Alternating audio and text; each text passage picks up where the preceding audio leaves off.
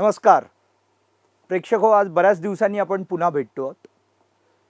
सध्या जो वाद सुरू आहे त्र्यंबकेश्वर प्रकरणाचा, त्यावर हा आपला विशेष कार्यक्रम आणि आज आपल्याबरोबर विशेष अतिथी आहेत महंत अनिकेत शास्त्री. त्र्यंबकेश्वर वाद, प्रवाद की परंपरा, या या त्र्यंबक प्रकरणातलं खरं खोटं आणि खरोखरच ही परंपरा किती जुनी आणि त्र्यंबकेश्वर प्रकरणाचे एकूणच सगळे त्या मागचे काय धागेदोरे आहेत ती समजून घेण्याचाही आपण प्रयत्न करणार आहोत. महंत जी, तुमचं स्वागत कार्यक्रमात. सर्वप्रथम त्र्यंबकेश्वरचा वाद जो उद्भवलाय याचं मूळ कारण काय आहे असं तुमचं मत आहे आणि तुम्ही या वादात उडी मारण्याचं कारण काय? नमस्कार, जय श्रीराम. सर्वप्रथम आज मी इथे आलेलो आहे ते म्हणजे कोणत्याही प्रकारचा राजकारण करण्यासाठी किंवा कोणत्याही पक्षाचा प्रतिनिधी असं अजिबात नाही आहे. मी इथे आलो एक धर्मगुरू म्हणून आणि सगळ्यात महत्त्वाचा धर्मरक्षक म्हणून.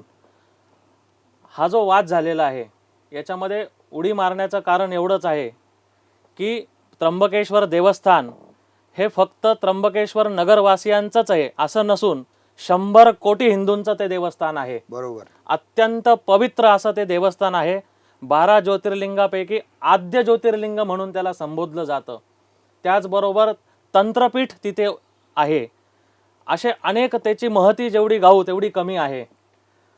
त्याच्यामुळे आम्हाला धर्मरक्षकांना इथे येऊन त्याचे स्पष्टीकरण देण्याची गरज पडत आहे. हा जो वाद तयार झाला याच्यामध्ये कोणत्याही प्रकारची परंपरा नाही आहे. कारण की हिंदू धर्म हा शास्त्राने चालतो, प्रथा परंपरेने चालत नाही. शास्त्रवाक्यम प्रमाणम असं आपल्या धर्मशास्त्रात सांगितलेलं आहे. परंपरा हे काळानुसार येत असतात, बदलत असतात, रूढी पडत असतात, रूढी निघून जात असतात. पण शास्त्र हे प्रमाण सांगितलेलं आहे. वेद, उपनिषद, पुराण आदी जे शास्त्र सांगितलेले आहे हेच प्रमाण आहे आपल्या हिंदू धर्माचं. तर त्याला अनुसरून जर आपण बघितलं तर असे कोणत्याही प्रकारची शास्त्र नाही आहे आणि प्रथा परंपरा तर नाहीच नाही आहे. पण अनेक पुरोगामी, अनेक मानवतावादी, अनेक जे स्वतःला समाजातले विचारवंत म्हणवतात अशा अनेकांनी अशा परंपरा 100 वर्षापासून आहेत, 70 वर्षापासून आहेत असं सांगितलेलं आहे. आणि हा एकात्मतेचा हे उदाहरण आहे, सलोख्याचं उदाहरण आहे. मग अशा याच्यात तुम्हाला त्रास काय झाला असं म्हणून तुमच्यावरही काही आरोप झाले की तुम्ही कशाला याच्यात उडी मारलीत. हा वाद तिकडच्या तिकडे स्थानिक स्तरावरचा होता आणि तिकडेच मिटणार होता. मग तुम्हाला हा सगळा विषय एवढा पुढे आणण्याची गरज काय होती, असाही एक आरोप होतोय. यावर तुम्ही काय सांगाल? अगदी बरोबर. आम्हाला हसू येतंय की जे हे प्रश्न करताय की 100 वर्षाची परंपरा वगैरे वगैरे, तर त्यांना मी प्रतिप्रश्न करू इच्छितो की ज्याप्रमाणे त्र्यंबकेश्वर देवस्थान, तेथील विश्वस्त, मुख्य पूजक, अर्चक आणि तेथील रहिवासी इथपर्यंत सर्व एकमुखाने एकमताने सांगताय की अशी कोणत्याही प्रकारची परंपरा नाही आहे आणि नव्हती. पण हे जे म्हणताय, जे राजकारण करू पाहत आहे, हिंदू धर्माला बदनाम करू पाहत आहेत, ते जे म्हणताय की 100 वर्षाची, शतकाची ही परंपरा आहे, तर त्यांना आमचा प्रतिप्रश्न आहे की आम्ही सर्व सांगतो एकमताने की ही नाही आहे, तर तुमच्याकडे आहे असे कोणते पुरावे आहे ते सादर करावे, अन्यथा समस्त हिंदू धर्मियांची माफी मागावी. नाही, पुरावे सादर करावे हा आरोप त्यांनी केला की तुमच्यावरही केला की तुम्ही कोणत्या प्रकारचे पुरावे देताय. ही तर परंपरा आहे. तिकडे स्थानिक जे दुकानदार आहेत ते मुस्लिम धर्मीय आहेत, ते दरवेळेला दररोज तिकडे मंदिराकडे धुपारती आणि अगरबत्ती ओवाळून स्वतःचा उद्योगाला सुरुवात करतात. म्हणजे जसं आपल्यात एक देवाला फूल वाहून दुकान सुरू करतो माणूस, तसंच तेही करतात. मग यात सलोखा बिघडेल अशा कृती करण्यामागचं कारण काय असा तुमच्यावर आरोप की बाबा ह्याच्या मागे हा षडयंत्र आहे आणि हे मुद्दाम घडवलं जात आहे, हा आरोप त्यावर होतोय. त्यावर काय सांगाल? हेच प्रत्येकाने समजून घेतलं पाहिजे की याचं सुरुवात मी अशी करेन की आपला भारत देश हा संविधानावर चालतो, धर्मशास्त्रावर चालत नाही. हिंदू धर्माला धर्मशास्त्राप्रमाणे, पण भारत देशाला संविधानप्रमाणे. तर आजपर्यंतची जी मागणी आणि कारवाई झालेली आहे ही सर्व संविधानाला अनुसरून झालेली आहे की तिथे या लोकांनी येणं, त्याच्यानंतर मंदिर प्रशासनाने त्यांना थांबवणं, त्यांनी तिथे बाल हट्ट करणं किंवा आसुरी हट्ट करणं आणि त्या माध्यमातून त्र्यंबकेश्वर देवस्थानाने पत्रक जाहीर करणं, पोलिसांकडे रीतसर तक्रार करणं, त्या तक्रारीची राज्य सरकारने दखल घेणं, SIT नेमणं, अहो ही सगळी शृंखला कायद्याने सांगितलेली आहे. याच्यामध्ये कुठेही आम्ही उन्माद केला नाहीये, उद्रेक केला नाहीये. उलट उन्माद, उद्रेक आणि आसुरी आनंद जर कोणी घेत असेल तर तो विधर्मी घेत आहे. तुम्हाला आठवत असेल की जेव्हा ही सुरुवात झाली तेव्हा कोणत्याही धर्मगुरूंनी किंवा कोणत्याही हिंदुत्ववादी संघटनेने किंवा प्रतिनिधींनी मुस्लिमांकडनं हे झालं असं म्हटलं नाही. विधर्मीयांकडनं तिथे घुसण्याचा प्रयत्न झाला म्हटलं गेलेलं आहे. म्हणजे इतकी आम्ही काळजी घेतो की आम्ही मुस्लिम असं स्पष्ट शब्द सुद्धा उच्चारला नाहीये. मग याच्यामध्ये वाद प्रतिवाद आला कुठे? नाही, मग आता आजच राज ठाकरेंनी एक त्यावर प्रतिवाद नको म्हणूया पण एक कॉमेंट केलेली आहे की आपला हिंदू धर्म इतका कमजोर आहे का की कोणीतरी मंदिरात आल्याने आपला धर्म भ्रष्ट होतो. काही प्रमाणात स्वातंत्र्यवीरांचंही असाच मत होतं की आपला धर्म हा इतका कमकुवत नाही. मग या सगळ्याचं तुम्ही कसं काय समर्थन कराल तुमच्या या सगळ्या अगदी अगदी बरोबर आहे. हिंदू धर्म हा हिंदू धर्म सनातन धर्म आहे. हिंदू हे अलीकडे पडलेलं नाव आहे पण शास्त्रांमध्ये सनातन धर्म सांगितलेला आहे आणि सनातन खरंच कमकुवत नाहीये. राजसाहेबांचं मी स्वागत करतो की त्यांनी जे सांगितलेलं आहे तर एकतर्फी जर विचार केला तर खरंच कमकुवत नाही. आणि आम्ही जी कृती केली हिंदुत्ववादी संघटनेने ती या माध्यमातून केली की आम्ही पण काहीतरी एक आमचं काय म्हणता त्याला आमच्याकडनं पण एक प्रदर्शन झालं पाहिजे. नुसतं मुख गिळून बसणे किंवा नुसतं शांत बसणे, तुम्ही मुख गिळून बसला नाही, तुम्ही लगेच प्रतिवाद केला आणि तुम्ही लगेचच म्हटलं की आम्हाला हनुमान चाळीसा म्हणू द्या मशिदीत. नाही, हे नंतर म्हटलं गेलं. आधी त्यांचा डाव फसला. 3 दिवस हे सगळं नाटक त्यांनी केलं आणि आम्ही तिथे जाऊन शुद्धीकरण केलं. आमची भावना आहे की जे गोमांस खातात, आता मी स्पष्ट म्हणतो, जो धर्म गोमांसला परमिशन देतो किंवा समर्थन करतो म्हणजे कधी ना कधी त्यांच्या वंशजांनी त्यांच्या पिढीमध्ये किंवा ते आलेल्या कोणत्या तरी व्यक्तीने किंवा प्रत्येकाने कोणीही असो गोमांस खाल्लेले आणि अशा व्यक्तीचं त्या मंदिरामध्ये प्रवेश होणं ही जी आमची भावना आहे. म्हणून आम्ही तिथे शुद्धीकरण केलं, वेदमंत्रोच्चार केला, हर हर महादेवचा जय जयकार केला, छत्रपती शिवाजी महाराजांचं सर्व हिंदू धर्म रक्षकांचं आम्ही तिथे उदो केला. तर याला जर तुम्ही आंदोलन किंवा त्यांच्याशी आम्ही त्यांना चिथावणी केली आहे असं म्हणत असेल तर हे अतिशय हास्यास्पद आहे. नाही, पण आता गृहमंत्र्यांनी SIT चौकशी लावलेली आहे. मग अशा वेळेला तुम्ही सुद्धा त्यांना त्या चौकशीत सहकार्य करणार आहात का, हा एक. आणि दुसरं, तुम्ही त्याच वेळेला असा आरोप केला होता की ज्या कोणी घुसखोरी करण्याचा प्रयत्न केला त्यांनी काही धातूच्या वस्तू बाळगल्या होत्या. नक्की काय म्हणायचं आहे तुम्हाला? काय हा आरोप नक्की काय आहे? आता ते जे घुसले ते असं म्हणते की आम्ही धूप आरती करण्यासाठी घुसलो. आता त्र्यंबकेश्वर देवस्थानच्या आजूबाजूला 400-500 दुकानं आहेत. तुम्ही जो मगाशी प्रश्न केला की तेच नाही, मी तर म्हणेल प्रत्येक व्यक्ती ज्यावेळेस दुकान उघडतो, दुकानाची सुरुवात करतो लक्ष्मी प्राप्तीसाठी, तेव्हा तो धूपदीप दाखवतो आणि ते धूपदीप दाखवत असताना तो लगेच समोर त्र्यंबकेश्वराला सुद्धा तो धूपदीप दाखवतो. मग आता प्रत्येकाने असं म्हणायचं का की नाही ही पण आमची सगळ्यांची परंपरा आहे? तर तसं नाहीये. संदलला परंपरा असेल पण तिथे येऊन हे करणं ही परंपरा नाहीये. आमचे आजोबा असतील, आमचे वाडवडील असतील, त्र्यंबकेश्वरचे ज्येष्ठ नागरिक असतील, तिथले दुकानदार असतील, कोणालाही तुम्ही विचारलं, बरेच मीडियाने मधने सुद्धा त्यांना प्रश्न विचारले, प्रत्येकाने स्पष्ट सांगितलं की अशी परंपरा नाहीये. एवढंच नव्हे तर त्र्यंबकेश्वरचे जे मुख्य अर्चक आहे श्रीमान शुक्ल गुरुजी, सत्यप्रिय शुक्ल गुरुजी, यांनी सुद्धा त्यांचं स्पष्ट मत व्यक्त केलंय की अशी कोणतीही प्रकारची तिथे प्रथा परंपरा नाहीये. एवढंच नाही तर त्र्यंबकेश्वर नगरचे जे महापंडित, शास्त्रार्थ कोविद म्हणून ओळखले जातात, ते राजेश शास्त्री दीक्षित गुरुजी, राजेंद्र दीक्षित गुरुजी यांनी तर गावकऱ्यांना स्पष्ट सांगितलंय की कोणाकडे काही लिखित स्वरूपात असेल तर माझ्याकडे या, शास्त्रार्थ करा आणि मग आपण हे पुढे मीडियामध्ये मांडू. पण त्यामुळे कोणीही त्याचं समर्थन करत नाहीये. पण तुमचेच हिंदुत्ववादी जे राजकीय पाठिंबा म्हणजे राजकारणी आहेत, तुमचे तुम्हाला पाठिंबाही देतात, तुम्हीही त्यांना पाठिंबा देत असाल, आत्तापर्यंत दिला असेल कधी. खासदार संजय राऊतांनीच 100 वर्षाची परंपरा आहे असं सांगितलंय. मग त्यांनी ते तर अभ्यास करूनच बोलतात. संजय राऊत साहेब हे अत्यंत हुशार आणि धूर्त राजकारणी आहे. त्याच्यामध्ये ते तरबेज आहेत, त्याबद्दल काही शंका नाही आणि त्याच्यात त्याची मास्टरी आहे. पण हो, मी एवढंच सांगू इच्छितो की संजय राऊतच नव्हे तर ज्यांनी या गोष्टीचं समर्थन केलेलं आहे ते प्रत्येकजण धर्मगुरू नाही आहे. धर्मामध्ये त्यांचा हस्तक्षेप करणं अमान्य आहे. आपण कोणत्याही व्यक्तीकडे जाऊन कोणतीही कृती करायला सांगत नाही. आपण त्या क्षेत्रातील तज्ज्ञाला निवडत असतो. उदाहरणार्थ कोणत्याही कसायाकडे जात नाही की बाबा रे रोज तू मांस कापतो, थोडंसं माझं एवढं ऑपरेशन करून दे. आपण तज्ज्ञ डॉक्टर निवडतो, सर्जन निवडतो. कोणताही काळा कोट घातलेला दिसला आपण त्याला म्हणत नाही आज मला वेळ नाही आहे, हे माझं वकील पत्र घेऊन जा, तू माझी केस लढ. आपण तज्ज्ञ लॉयर वकील निवडतो. कोणत्याही शिक्षकाकडे आपण आपल्या मुलाबाळांना शिकवायला पाठवत नाही. आपण त्यांची सर्व डिग्री बघतो, त्या विद्यापीठाची मान्यता बघतो. त्याचप्रमाणे ज्या क्षेत्राशी तो संबंध आहे प्रश्नाचा, त्या क्षेत्राशी संबंधित जे तज्ज्ञ व्यक्ती आहे त्यांचं पहिले प्रमाण धरलं पाहिजे आणि त्याला अनुसरून पॅरलर आपण ज्या देशामध्ये राहतो त्या देशाचं जे कायदा आहे किंवा संविधान आहे त्याला अनुसरून जी कृती होईल ती सर्वमान्य असली पाहिजे, असं आमचं स्पष्ट मत आहे. महंत महाराज, प्रश्न फेसबुकवरून पण यायला लागलेले आहेत. आपण त्यातल्या काहींची नक्की दखल घेऊया.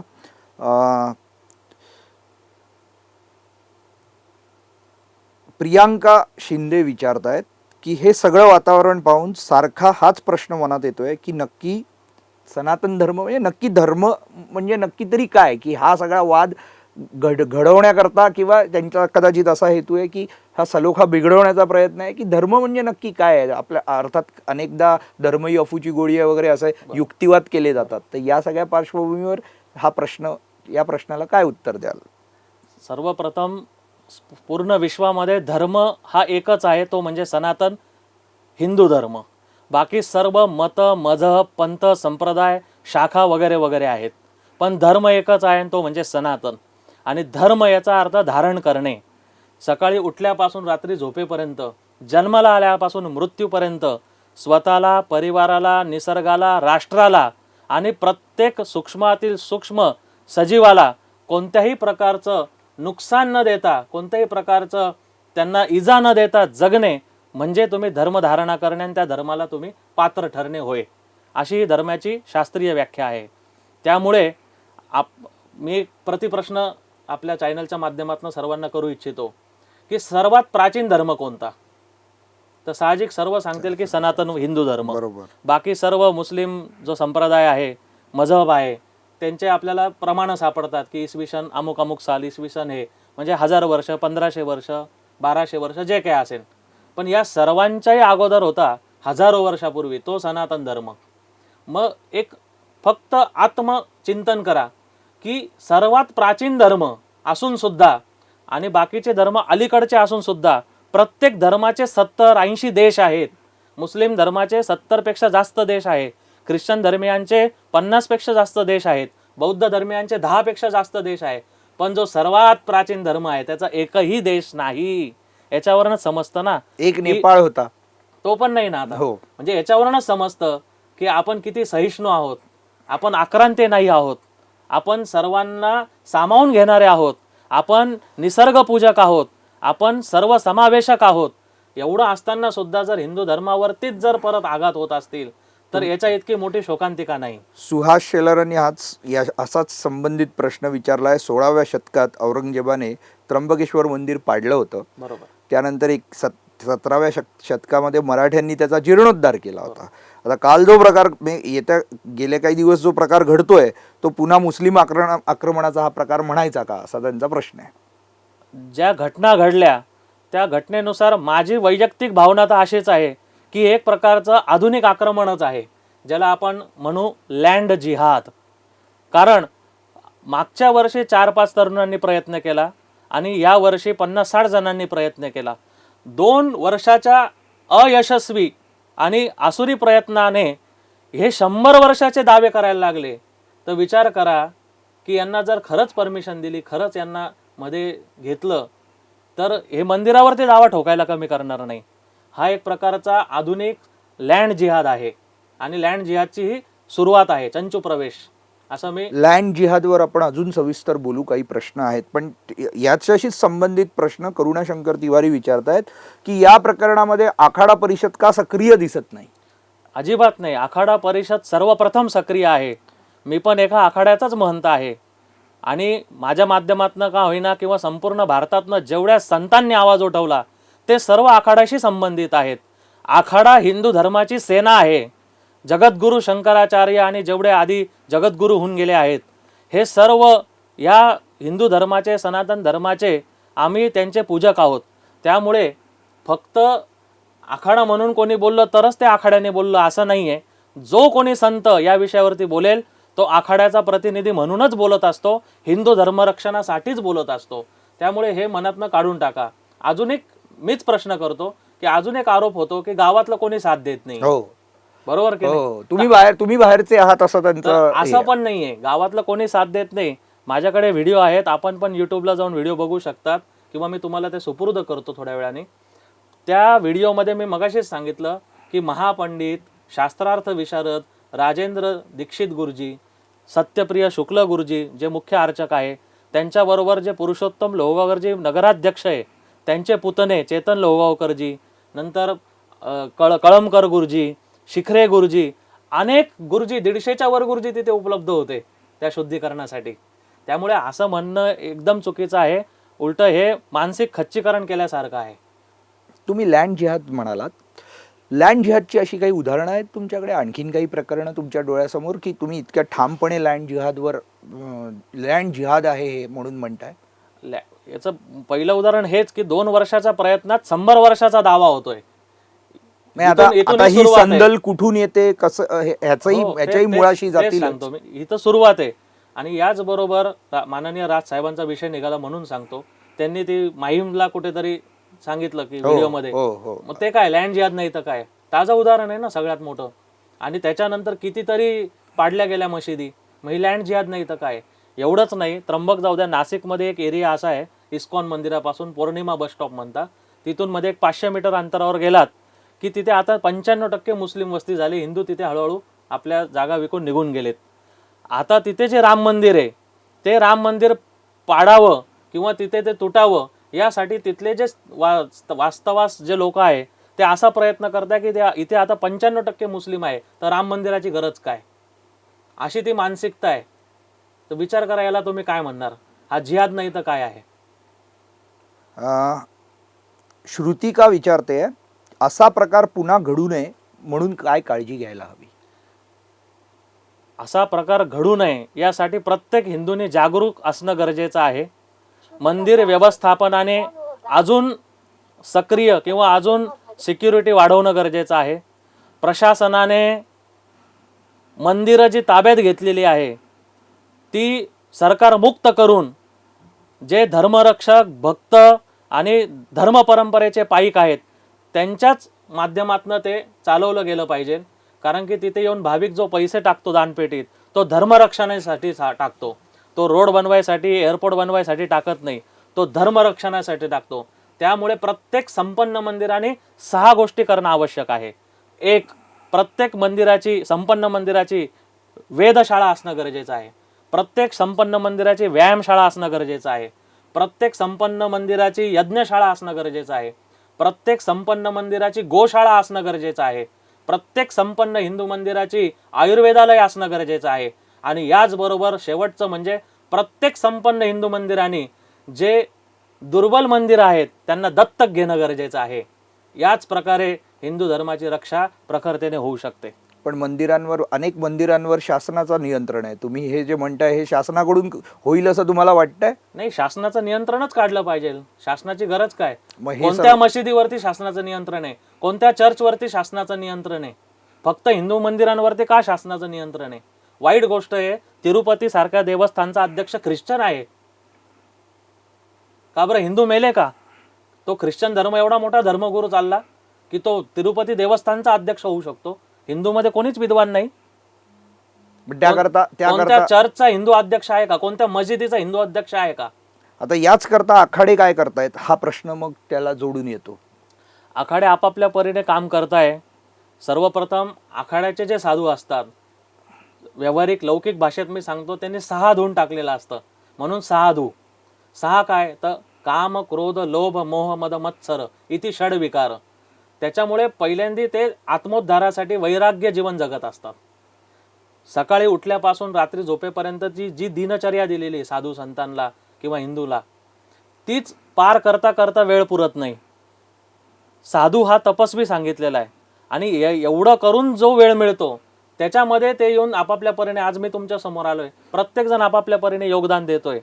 पण आज ही आसुरी शक्ती इतकी वाढलेली आहे की ती याच्यावरती कुठेतरी जास्त भारी पडते असं म्हणायला हरकत नाही. पण सत्य परेशान होत आहे, पराजित नाही, हा इतिहास आहे. एक एक प्रश्न असा आलाय की इतर धर्मियांमध्ये जी एकी पाहायला मिळते ती हिंदू समाजात दिसत नाही. त्यात नक्की चूक कोणाची, कोण कुठे कमी पडतंय? म्हणजे ह्याच्यात धर्म, आता जे ज्यांच्याकडे धर्माची धुरा सोपवली आहे ते कुठे कमी पडतायत? सर्वसामान्य हिंदू एक का नाही, हा त्यामागचा प्रश्न आहे. याच्यात चूक जी आहे ही संधी साधू धर्मगुरूंची आणि त्याचबरोबर हिंदू घातक राजकारण्यांची सगळ्यात मोठी चूक आहे. मी तर असं स्पष्ट म्हणेन मुळात.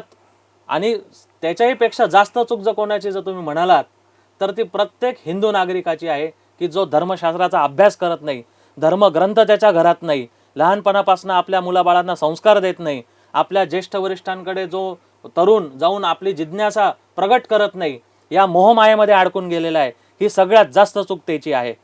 आज मला सांगा, मुस्लिम लोक कुराण वाचतात, त्यांना उर्दू भाषा येते.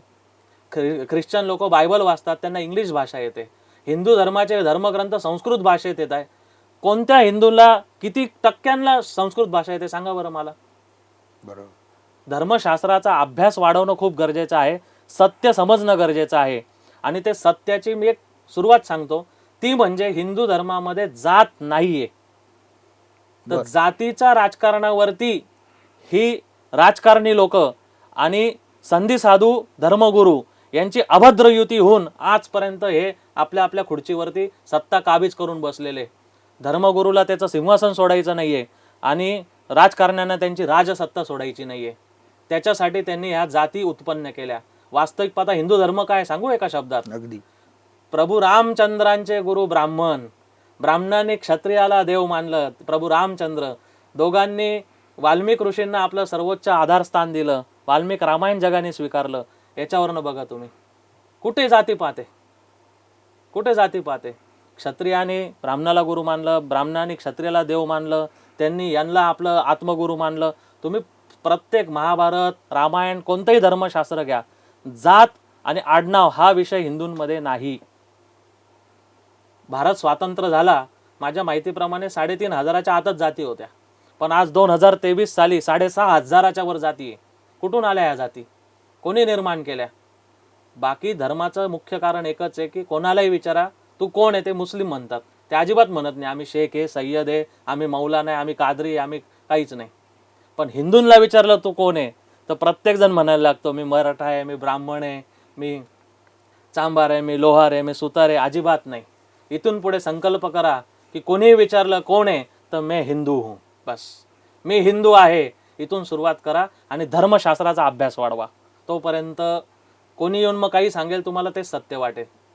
जेव्हा तुम्ही धर्मशास्त्राचा अभ्यास वाढवाल तेव्हाच तुम्हाला सत्य काय ते तपासता येईल. पण त्र्यंबक सारख्या प्रकरणांमधून राजकारणी स्वतःची पोळी भाजून घेत आहेत, हे तुमचं म्हणणं बऱ्यापैकी, म्हणजे आता तुम्हीही मानता की हे राजकारण जास्त आहे यात. पण त्याचबरोबर प्रथा परंपरा आणि याचा जो मुद्दा त्यांनी पुढे केलेला आहे त्याला कसं ते कसं सामना कसा करायचा त्याचा, तेही तुम्ही आता विस्तृतपणे सांगितलं. आणि हिंदू धर्माची एक वेगळी व्याख्या, जी सावरकरांची व्याख्या आहे त्यापासून ही वेगळी व्याख्या होते खरं तर. नाही तीच व्याख्या तीच व्याख्या तीच व्याख्या आहे, फक्त आधुनिक व्याख्या. आधुनिक व्याख्या. कारण सावरकरांचं हिंदुत्व हे अर्थात सावरकरांनीही जाती आणि याच्यावर पासून पुढे कसं यायचं याचा स्वतः म्हणजे सहभोजनासारखे आणि रत्नागिरीतलं त्यांचं कार्य बघून त्यांनी तो पायंडाच पाडून दिलेला. आता तो पायंडा नव्या पिढीने नव्या पद्धतीने पुढे नेणं गरजेचं आहे. आणि जातविरहित हिंदू समाज हे भविष्यात शास्त्रात तेच दिलेलं आहे, जन्मना जायते शूद्रः संस्कारात द्विज उच्यते. याचा अर्थ काय की जन्माने सर्वच अज्ञानी असतात, त्यांच्यावर जसे संस्कार होतात तसा त्यांना वर्ण प्राप्त होतो. उदाहरणार्थ एक थोडा वेळ घेतो, 2 उदाहरणं मी देऊ इच्छितो या वर्ण व्यवस्थेवरती आणि मग तुम्हाला समजेल की खरंच जातीय व्यवस्था ही मुळासकट उपटून टाकली पाहिजे आणि बाकीची जी व्यवस्था आहे ती आपण सगळ्यांनी अंमलात आणली पाहिजे आणि ती सुद्धा कर्माधिष्ठित ना की जन्माधिष्ठित. त्याचं एक उदाहरण देतो मी की आपण एका घरामध्ये राहतो आणि त्या घराचं तुम्ही असं गृहीत धरा की छत हे ब्राह्मण आहेत, भिंत्या हे क्षत्रिय आहेत, दरवाजा हा वैश्य आहे आणि जमीन म्हणजे शूद्र आहे. आता याच्यातली एक जरी गोष्ट कमी झाली, घर घर राहील का? घरामध्ये राहण्यासाठी आपण ते घर त्या पात्रतेचं राहील का? छतच नसेल तर सगळं ऊन वारा पाऊस सगळं घरामध्ये येईल. भिंतच नसेल कोणी येऊन लुटून निघून जाईल, सुरक्षित राहू शकणार नाही.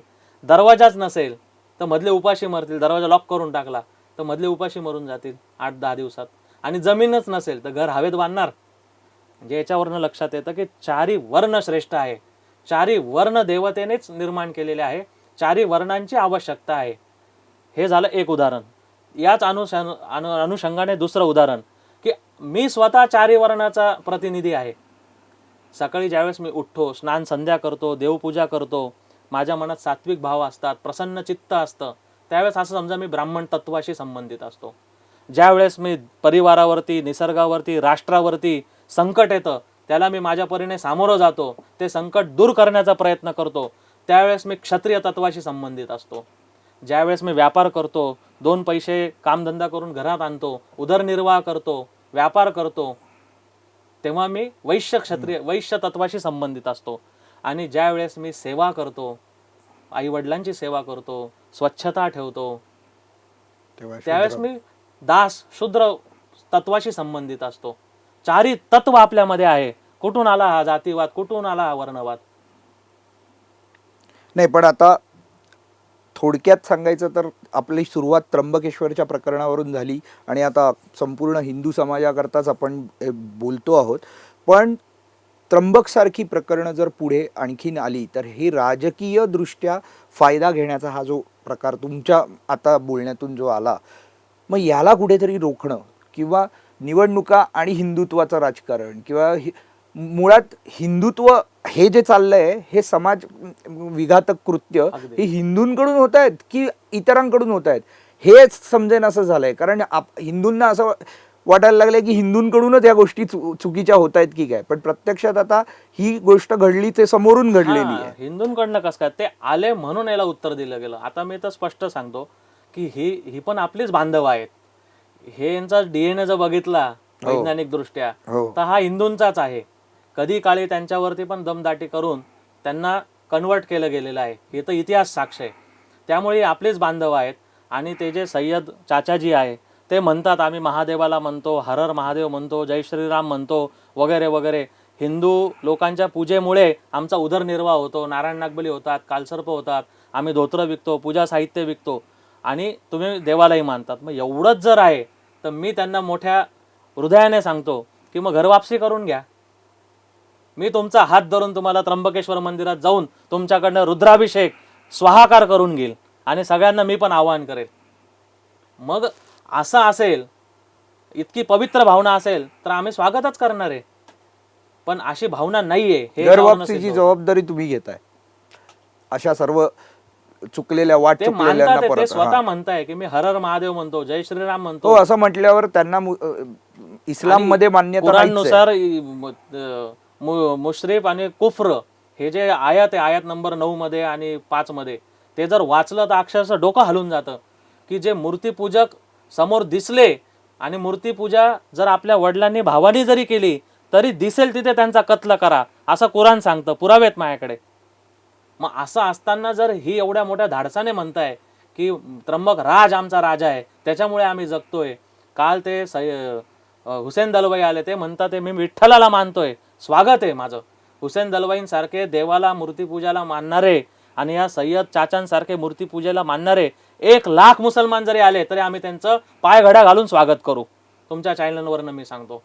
पण शुद्ध भाव असला पाहिजे, राजकारण नको. आणि भाईचारा म्हणून जर येत असेल तर माझं मागेही तेच म्हणणं होतं, आताही तेच म्हणणं आहे की आधी आम्हाला मशिदीमध्ये हनुमान चालीसा म्हणू द्या, मग तुम्ही मंदिराच्या गोष्टी करा. खूप झालं आता. मित्र हो, ह्या चर्चेला अंत नाही अशा स्वरूपाचं ही चर्चा आता पुढे रंगत चाललेली आहे. पण तुम्ही प्रश्न विचारताय त्यापैकी अनेक प्रश्न आम्ही घ्यायचा प्रयत्न केलेला आहे आणि करतो आहोत. एक प्रश्न अजून घेऊया, थोडासा आधुनिक काळाशी संबंधित प्रश्न आहे. तुम्ही चित्रपट पाहता का? समाज सुधारक, दिशादर्शक असे चित्रपट नक्की हा म्हणजे पाहतो. मग केरळ स्टोरी पाहिलाय का? हो, फर्स्ट डे फर्स्ट शो पाहिला. त्याच्यानंतर काश्मीर फाईल सर्व 200 साधू जाऊन आम्ही एकत्र पाहिला. बर, मग अशा चित्रपटांबाबत तुमचं मत काय? आणि चित्रपट सृष्टीने अशा पद्धतीचे चित्रपट करावेत का, अशा हो, पद्धतीचा प्रियांकाचा प्रश्न आहे. चित्रपट सृष्टीने एवढेच नाही, इथं सुरुवात आहे. अजून खूप मोठा इतिहास आहे आपला. आपला भारत काही फार छोटा नाही आहे. जगाला दिशा देणारा आपला देश आहे. जगत नेतृत्व करणारा विश्वगुरु म्हणून आपला भारत आहे. ज्या वेळेस लोकांना कपडे घालण्याची, चड्डी घालण्याची अक्कल नव्हती, त्या काळामध्ये आपण मोठमोठाले राजवस्त्र आपण तयार केले. लोकांना कुठे राहायचं समजत नव्हतं, त्या काळामध्ये आपल्या पूर्वजांनी मोठमोठाले भवन, मोठमोठाले ऐतिहासिक वास्तू आज आपण बघतोय त्या निर्माण केल्या. तर याच्यावरनं सिद्ध होतं की आपला संस्कृती ही फार विशाल आहे. आपल्या संस्कृती आणि संस्कृत भाषेचा तुम्ही मगाशी जो उल्लेख केला, अभ्यासक्रमामध्ये संस्कृत भाषा ही म्हणजे गुण मिळवण्यापुरती मर्यादित मराठी माध्यमांना वगैरे ठेवली जाते, पण ती बंधनकारक असावी याकरता तुम्ही काही प्रयत्न करणार? हो, वेळोवेळी राष्ट्रपती महोदय असतील, देशाचे पंतप्रधान महोदय असतील, महाराष्ट्राचे, मी महाराष्ट्रात राहतो म्हणून महाराष्ट्राचे शिक्षण मंत्री असतील, अनेकांना वेळोवेळी 2012 पासून सातत्याने मी पत्र व्यवहार केलेले, प्रत्यक्ष भेटलेलो आहे, मला भेटून गेलेले आहेत प्रत्येकजण. आणि प्रत्येकाकडे मी हीच मागणी केलेली आहे, भारतस्य प्रतिष्ठे द्वे संस्कृतम संस्कृतीस्तथा. तर आपल्या संस्कृतीच्या वाढीसाठी, उद्धारीसाठी, रक्षणासाठी, संस्कृत भाषेच्या संवर्धनासाठी जे काही करता येईल ते लवकरात लवकर करावं. गीतेला आणि रामायणाला राष्ट्रीय ग्रंथ म्हणून मान्यता द्यावी. प्रत्येक शाळेमध्ये, प्रत्येक कॉलेजमध्ये गीता ही शिकवली गेली पाहिजे, आपली संस्कृती रुजवली गेली पाहिजे. तर अशा प्रकारे विविध मागण्या महंत करणार आहेत आणि त्याचा पाठपुरावाही तुम्ही कराल. आम्हीही त्याची दखल घेऊ नक्की. तुम्ही हिंदुस्तान पोस्टला आलात, मुलाखत दिलीत, तुमचे विचार स्पष्टपणे मांडलेत, त्याबद्दल खूप खूप धन्यवाद. मी पण आभार व्यक्त करतो हिंदुस्तान पोस्टचे की आज मला ही संधी दिली आणि निरपेक्ष अशी पत्रकारिता मी आज इथे अनुभवली, त्याबद्दल मी आपले आभार व्यक्त करतो. जय श्रीराम, जय श्रीराम, धन्यवाद. वंदे मातरम. तर लवकरच अशाच पुन्हा भेटूया, अशाच एका मोठ्या व्यक्तीसह आणि वेगळ्या विचारांसह. धन्यवाद.